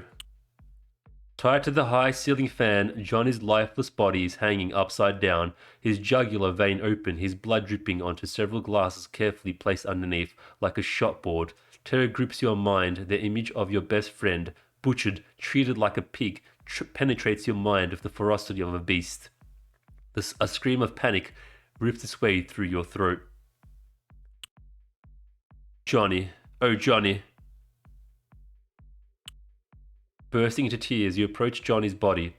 Rigor mortis has left his face forever etched with a grimace of absolute dread. You didn't deserve this. No. Never. The shot glass is filled to the top with blood, spread out before you like a cruel field of red flowers. Why? Why did they do this to you? To drink. No. Trying not to accept the new dark reality that unfolds before you, you embrace sorrow as a way of escape, and sobbing, you push away thoughts of monsters preying in nightclubs to drink your blood. After a few interminable and bitter minutes, your mind comes to articulating the only logical thought. I have to get out of here. Get help. As you turn around, two dark figures block your exit. The couple in suits. Story rich game. Yeah, it's like an interactive novel. Excuse me. Hello, little lamb. Going somewhere? A primal fear grips you as you look into the bright eyes of the smiling couple. You are able to clearly see their fangs long and sharp, and there is no strength left in you to deny the obvious. The vampires. Yes, and the wrong kind too. In the blink of an eye, the woman is immediately in front of you, and with impossible speed grabs you by the collar of your shirt. Lights out. Your whole body shots out as if you were a rag doll, thrown violently against the wall. You feel how the blow has shattered all your bones, perforated some organ, and above all, you feel how there is no way out. With your last breaths, you let out a cry of pain. You are going to die here, Zach Riley. Before your consciousness finishes fading away in a cloud of pain, you see how the man pulls out a cell phone, and holding it up to his face, he says, "We are in position. Commence Operation Cathedralis Tenebrae." Sorry, my pronunciation is probably awful. When you come to, the waves of... Excuse me. When you come to, the waves of pain run through your body. The assailants hit you in the head with something extremely hard, and you feel the blood flowing down your temples. After a couple of seconds, you realize what's around you. Jackson's office turned into a full-blown battlefield. Turning quickly to where your companions were, the reality shocks you, leaving you completely frozen. Man, the writing is amazing, but there's a lot of typos, I think. Aiden, Tobias. I'm loving it so far. This is great. Slowly getting up, the whole world is spinning around you, and the pain is indescribable. You know that if you don't feed, you will die, just like everyone else around you. Oh, I know what's gonna happen. She's gonna feed on Zach and make him a vampire. He's gonna come back like a badass. I'm calling it.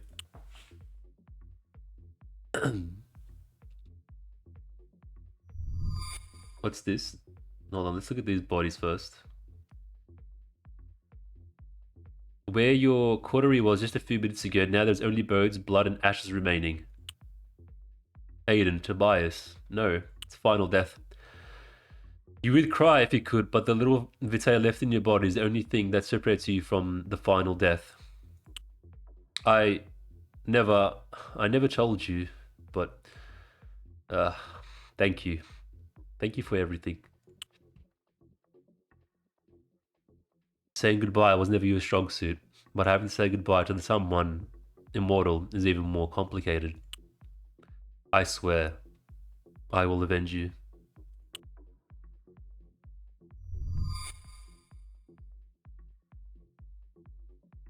On the spot where Jackson's men stood now, only a couple of piles of bones and smoldering ash remain. You are also their targets. Ah, I only see two pyres. Where is Cunningham? Oh, what's this? Written in blood, a thunderous message stains the wall of the room. Run to your prince, little bird. Run. The shadows are back. The shadows? A horrible symbol tops off the end of the message. An inverted ankh riddled with spikes. The Sabbat? Oh no, not the Sabbat. Man, I want to play... I'm like in the mood now. I should play Swan Song and all the other vampire games coming out. Which way do we go? I don't want to go back or forward. Try back first. Johnny's corpse still hangs from the ceiling, but he has been dead for so long that the blood scattered on the floor and pooled in the various vessels disgust you to no end. As your weakened senses scan the room, you suddenly hear the faint beating of a dying heart, and following the sound, you locate its source. Zach Riley. No! Oh, man, I should interact with the other door first. God damn it. I hope it was a dead end. Collapsed on the ground over a pool of blood lies Zach Riley, fighting against death, facing the odds. Feed. Zach. Feed. Feed! I'm so sorry. Reaching for the man's neck, you sink your fangs into his jugular and drink with relish. Slowly, the blood sliding down your throat begins to heal you. With each slow sip, you notice one less heartbeat. Go on, go on, go on. He's dead anyway. Wow, it's pretty savage, man. It sounds like a dog, like, finishing off a piece of meat. But you stop. Your body asks for more. The beast craves more, and yet you stop. Riley. Diane. No. I don't want to die. And you don't want to see him die either. Something about this weak human has caught your attention all night long. Not his physical beauty, but his fashion sense. No. But something beyond that. Something you almost thought was lost in our society. A willingness to sacrifice. Flooded with your regained strength, you hide your wrist to you bring your wrist to your mouth, and biting down hard, blood immediately gushes out abundantly. Drink quickly. Called it. With your slender wrist up over his mouth, Zach slowly drinks the sweet vitae, slowly at first, faster and faster until it's enough. Yeah, it's an indie game.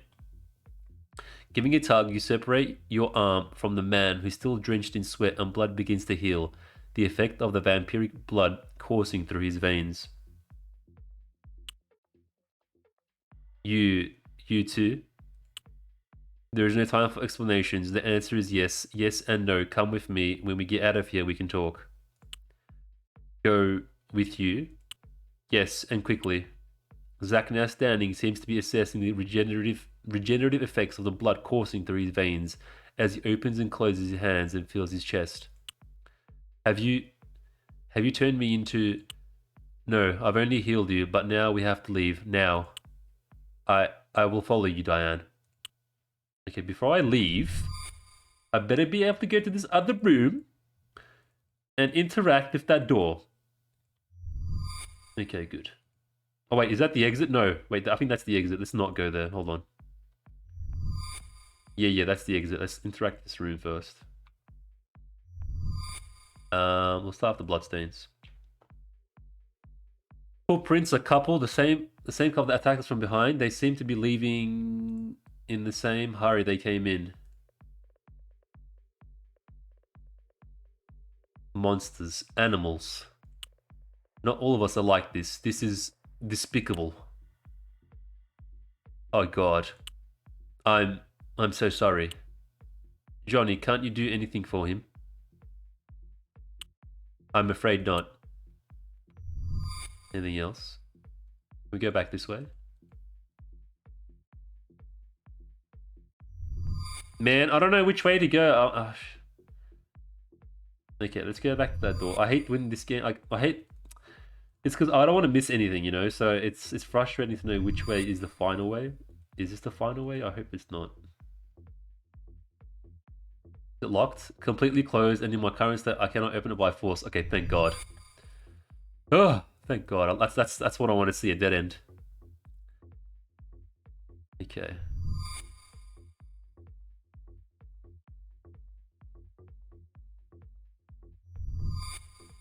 Alright, let's go downstairs.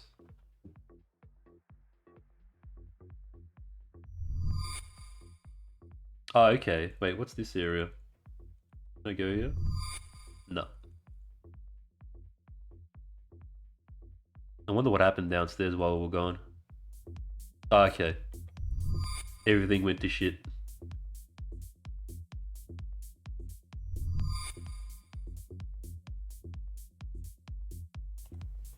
Before you lies a man who guarded the access to the VIP area. Around him, the same footprints that decorated the upper floor. Oh, no, no, no, no, no. They have torn him to pieces. This will not go unanswered. Not only have they taken the lives of innocents for no reason, they have also endangered everything we are and believe in. Come on, Zach, let's get out of here. Man, Camarilla all the way. Taking one last look at the corpse, Zach stifles his emotions and follows you. Like, I know people hate on the Camarilla, but it makes sense. Where do we go, though? This is blocked. Yeah, no. Maybe back up the other way?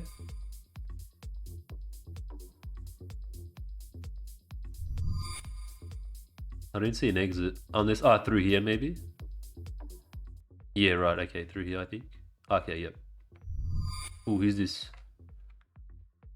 In the corner, cold and forsaken, the young bartender is rapidly bleeding to death. Several wounds furrow her arms and legs, and a terrible bite on her neck seems to be the main culprit.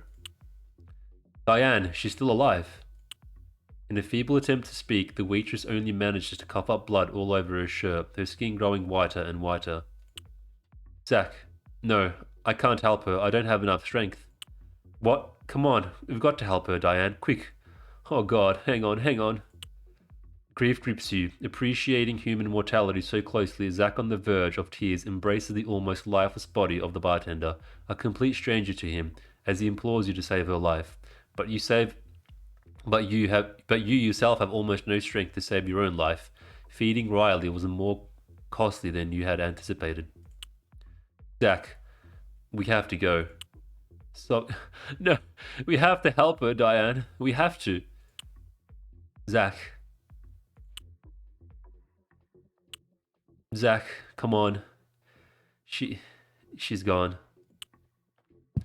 No, not the pretty bartender. She could have been another tornado, dude. There's the wine, the red wine bottles. They only serve one drink here, apparently. And that is blood. Let's spam this, guys. I don't want to miss anything. I want to 100% this game. Is this not a... Is it dead end?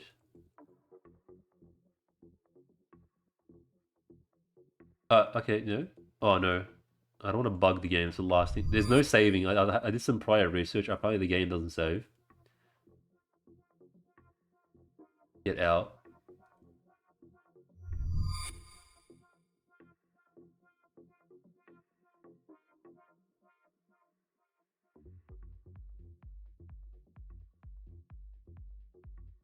Okay, yeah, we already read all that. I think that's the only exit, but it's kind of blocked. Unless I'm missing something. No, I can't click this way. We can't go back up.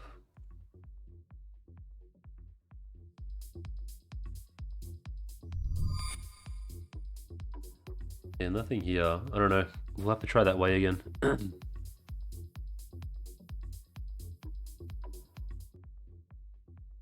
Closed though. Maybe she's got... No. There was that code, 7049, and he's got the card. I think we might... I can see through though. But it's not letting me click.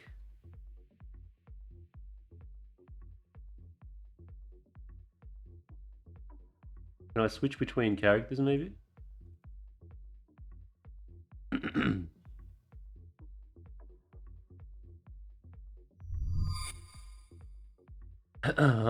I'm confused. I hope the game really didn't bug, or else that's going to be upsetting.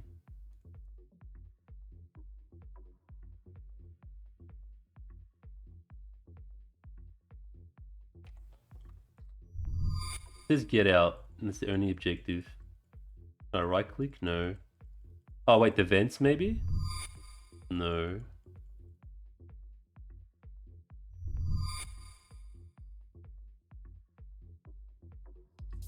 Pay attention. I must be missing something. Oh, this guy again.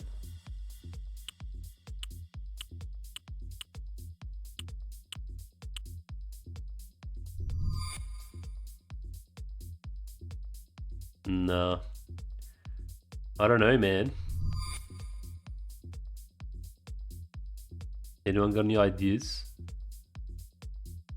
Am I missing something obvious?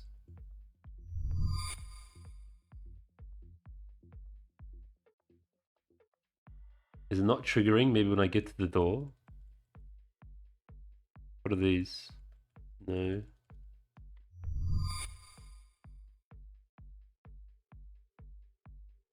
This doesn't look like where I need to go anyways. This is like a security room. Oh, hold on. What the hell? Oh, I can't click it. Oh, I think the game bugged. No.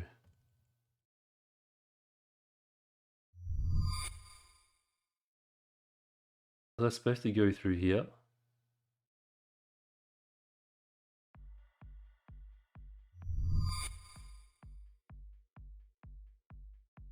I can't click it. I can't click with it. I can't click against it.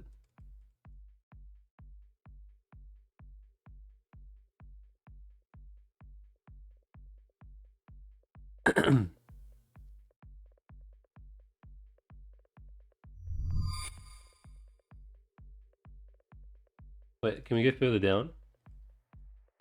No, look, when I'm clicking, it goes back outside. Man, I don't want to have to reset. Maybe we could blitz through it up until this point, I guess. Like skip, skip, skip. Am I missing something obvious? When I click, she walks into it. Hold on, if I click there. No, it seems like not interactable. Maybe through here. Oh, hold on. Was there not a door that goes back into here? Oh, there is. Oh, through here. Wait.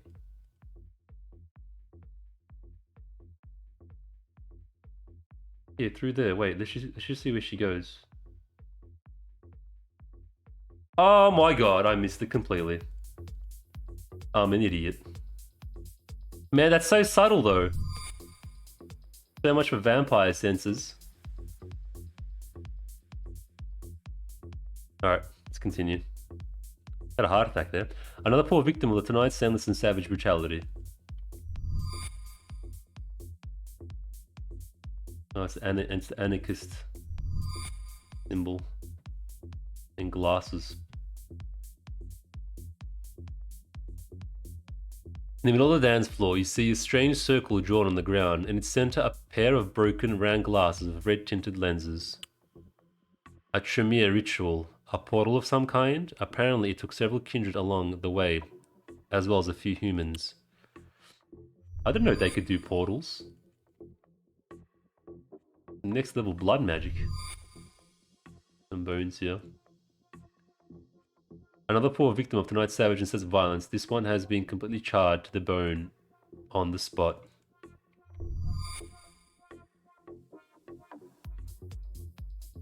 Hey man, I'm gonna download this by the way, or find it on Spotify. It'll be my new intro song. Sorry, I have to double check.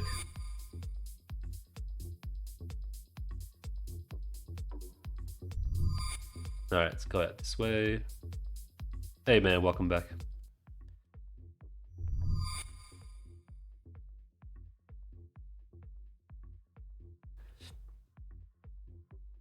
When you finally set foot outside the Heartless, where the carnage took place, the cold rain greets you mercilessly. What did you have for dinner? Diane, we have we have to get help. Call the police. Don't worry, they'll be around, but they're not going to help us as much as others. Others? I'm so sorry, Zach. I really am, but you're coming with me. Suddenly, Zach's breathing becomes even more irregular. Hey, Eve, how are you? Welcome. Why are you sorry? Because your life, as you knew it, comes to an end tonight, and it's all my fault.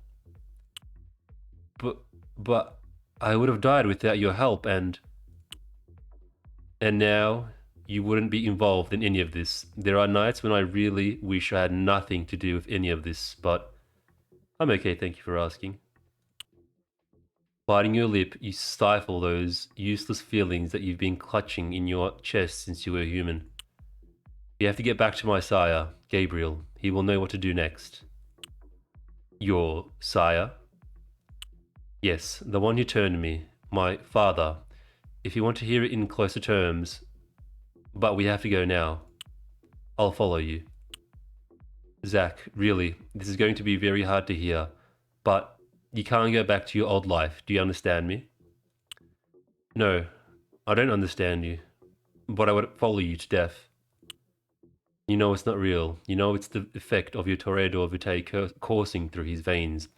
You know that when it wears off, he'll try to abandon you, like so many others, and yet you can't help a painful smile. Cursed, cursed be the dreams and the hopes. Cursed be all those who try to destroy them. Likewise, Aiden, Tobias, with one last thought, you approach Zach and place a kiss on his lips. You whisper in his ear, "Let's go, love." And leaning on each other, they made their way toward the end of the night in search of Gabriel, Toreador Primogen, and Diane Sire. And so it begins. Thus it ends. I think we are talking about very different things. Think. You don't think, you know. Maybe. Tell me, old friend, are they really so different? Oh, of course.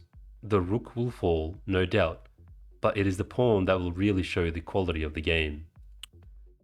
Any chance that the pawn will find its true side? That's something he won't even be able to decide for himself. It's getting late. The sun will be up soon. Good luck, Ibis Walker. I'm sure we'll see you in the future, if not as allies. If not as allies, you won't see us coming, Hatter.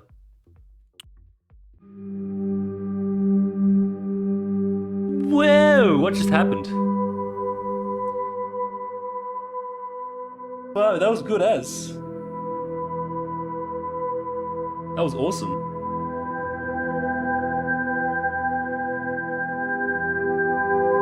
Sorry, I think this is really loud, but I don't want to press anything and miss anything.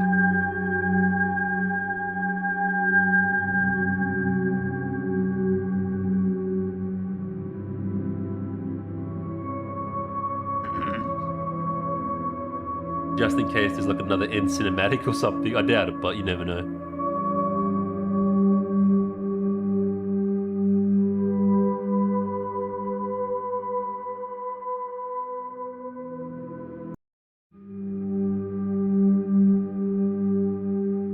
Man, that was sick, man. Awesome. Wow. That was a great experience. Short and sweet. Gives you like a taste, but you want more. Kind of like Vampire Blood. No, you know what I mean. Yeah, what's going on, Eve? What are you up to? Well, I think that wraps up Vampire the Masquerade Heartless Lullaby. Man, I'm in the mood now. I'm in the mood. Maybe I should replay Vampire the Masquerade Bloodlines. Swan Song's out. There's a few games out. I think that are not only more AAA, but kind of more in this flavor. But I really like this. I really like this. It's a nice, short little segment. Definitely, I have more games in mind like this that are kind of more story based, like interactive. Like Primordia is another one. There's a lot of indie games kind of in this nature with a lot of text and just point and click adventures. I'm definitely gonna do more of those at least once a week, once we have like a proper schedule. Um, there are heaps of really good ones. Not necessarily in the vampire kind of World of Darkness universe. Um, all different kinds of background genres. So we'll definitely do more of these. I like these. Hope you guys had fun. I'll see you on the next one. Take care of yourselves. Peace.